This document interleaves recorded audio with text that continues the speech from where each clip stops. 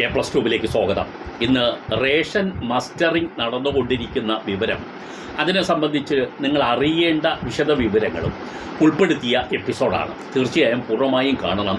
ഇത് പ്രത്യേകിച്ച് ഇപ്പോൾ നടക്കുന്ന ഈ മസ്റ്ററിംഗ് ആകെ കൺഫ്യൂഷൻ ഉണ്ടാക്കിയിട്ടുണ്ട് എന്നുള്ള കാര്യം ആദ്യം ഒന്ന് പറയാം.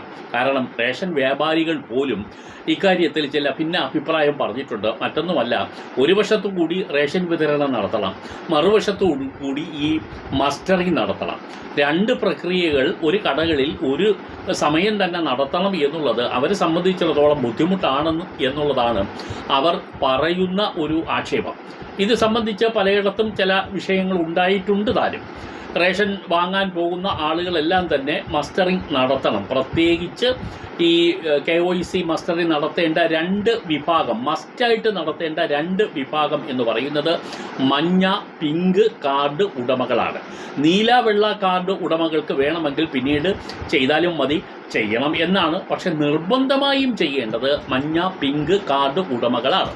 ഉടമകൾ എന്ന് പറഞ്ഞാൽ ആ റേഷൻ കാർഡിൽ ഉൾപ്പെട്ട എല്ലാവരും തന്നെ ഈ പോസ്റ്റ് മെഷീനിൽ വിരലമർത്തി മസ്റ്ററിംഗ് നടത്തണം. ഈ മസ്റ്ററിംഗ് നടത്തുന്നത് സംബന്ധിച്ച് ഉള്ള തർക്കം അവിടെ നിൽക്കട്ടെ, എന്തായാലും നമ്മൾ ചെയ്യണം എന്ന് തന്നെയാണ് നിഷ്കർഷിച്ചിരിക്കുന്നത്. അതനുസരിച്ച് എന്തൊക്കെ വിവരം നിങ്ങൾ അറിയേണ്ടതുണ്ട് എന്നുള്ളതാണ്. ഏതെല്ലാം ജില്ലകളിൽ ഏതെല്ലാം തീയതികളിൽ ഇത് നടക്കും, ഏതെല്ലാം രേഖകൾ നിങ്ങൾ ഈ മസ്റ്ററിങ്ങിന് വേണ്ടി കൊണ്ടുപോകണം എന്നുള്ള വിവരങ്ങൾ ആണ് ഇന്നത്തെ എപ്പിസോഡിൽ ഉള്ളത്. അപ്പോൾ ഇതിനെ സംബന്ധിച്ചൊരു ക്യാമ്പ് അങ്കണവാടികൾ കേന്ദ്രീകരിച്ച് നടക്കും എന്ന അറിയിപ്പുണ്ട്. ചില സ്ഥലങ്ങളിൽ ഇത് അതിനു വേണ്ടിയുള്ള ചില സംഘടിപ്പിക്കുന്ന നടപടികളും നടന്നു വരുന്നുണ്ട്. പക്ഷേ ഇപ്പോൾ പ്രധാനമായും റേഷൻ കടകളിലാണ് നടക്കുന്നത്. ഓണം വരികയാണ്.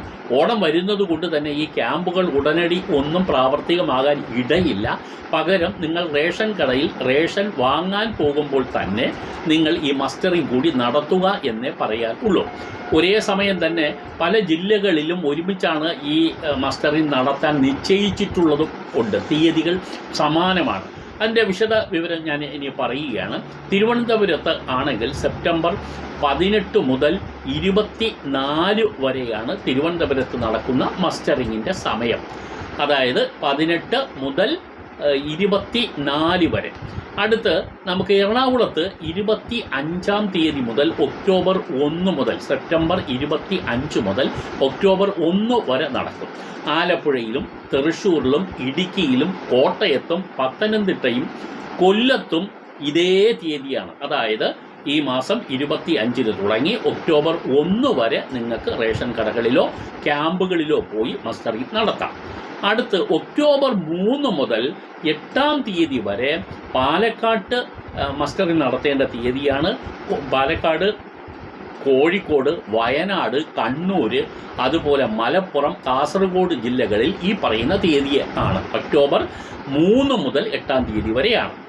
ഇനി ഈ സ്ഥലങ്ങളിൽ നിങ്ങൾക്ക് റേഷൻ കടകളിലാണ് ഈ തീയതികളിൽ പോയി ചെയ്യാൻ ഇപ്പോൾ പ്രഖ്യാപിച്ചിരിക്കുന്നത്. എന്നാൽ അനുബന്ധമായി അങ്കണവാടികളിലെ ക്യാമ്പുകളിലും പോയി നിങ്ങൾക്ക് ചെയ്യാം എന്നുള്ളതും നിങ്ങളെ അറിയിക്കുന്നു. നിങ്ങൾ കൊണ്ടുപോകേണ്ട രേഖ ആധാർ കൊണ്ടുപോകണം. നിങ്ങളുടെ പേരുള്ള റേഷൻ കാർഡ് കൊണ്ടുപോകണം. റേഷൻ കാർഡിൻ്റെ പകർപ്പായാലും മതി, പക്ഷെ ഓർത്തിരിക്കണം, അതിൽ നിങ്ങളുടെ റേഷൻ കാർഡിൻ്റെ നമ്പർ വ്യക്തമായും കാണുന്ന ഫോട്ടോ കോപ്പിയാണ് കൊണ്ടുപോകാനുള്ളത്. അല്ലെങ്കിൽ നിങ്ങൾ ഒറിജിനൽ റേഷൻ കാർഡ് തന്നെ കൊണ്ടുപോയി മസ്റ്ററിംഗ് നടത്തിയിട്ട് തിരിച്ചു കൊണ്ടുവരാം. നമ്പർ തിരിച്ചറിയണം, റേഷൻ കാർഡിൻ്റെ നമ്പർ അവർക്ക് ഈ ഫോട്ടോസ്റ്റാറ്റിൽ നിന്ന് തിരിച്ചറിയണം എന്ന് മാത്രമേ ഉള്ളൂ. കുടുംബത്തിലെ എല്ലാവരും പോകണം. അത് ഈ മഞ്ഞ പിങ്ക് കാർഡ് ഉടമകൾ പ്രത്യേകിച്ച് ഓർക്കുക. നിങ്ങൾ പ്രിയോറിറ്റി വിഭാഗത്തിൽ വരുന്നു എന്നുള്ളത് കൊണ്ട് നിങ്ങളുടെ കുടുംബത്തിലെ എല്ലാവരും പോയി ഈ പോസ്റ്റ് മെഷീനിൽ വിരലമർത്തി മസ്റ്ററിംഗ് നടത്തണം എന്നത് ഓർത്തിരിക്കുക. എല്ലാ വർക്കിംഗ് ഡേയ്സിലും, അതായത് പ്രവൃത്തി ദിനം, സർക്കാരിൻ്റെ പ്രവൃത്തി ദിനങ്ങളിൽ ഈ മസ്റ്ററിംഗ് നടക്കും. KYC മസ്റ്ററിംഗ് ആണ് ഇപ്പോൾ നടന്നു വന്നിരിക്കുന്നത്. അത് തീർച്ചയായും ഒരുപാട് മസ്റ്ററിംഗ് നമുക്ക് കാലാകാലങ്ങളിൽ വരുന്നുണ്ട്. നമ്മൾ ക്ഷേമ പെൻഷൻ മസ്റ്ററിംഗ് ഒക്കെ നിങ്ങൾക്കറിയാം. എല്ലാത്തിലും മസ്റ്ററിംഗ് വന്നു കഴിഞ്ഞു. അപ്പോൾ റേഷൻ കാർഡുമായി ബന്ധപ്പെട്ട് പലവട്ടം വരുന്നുണ്ട്. കാരണം ഇത് ഉൾപ്പെട്ട ആളുകളെല്ലാം ജീവിച്ചിരിക്കുന്നുണ്ടോ എന്ന് ഉറപ്പ് വരുത്തുക എന്നുള്ളതാണ് പ്രധാനപ്പെട്ട.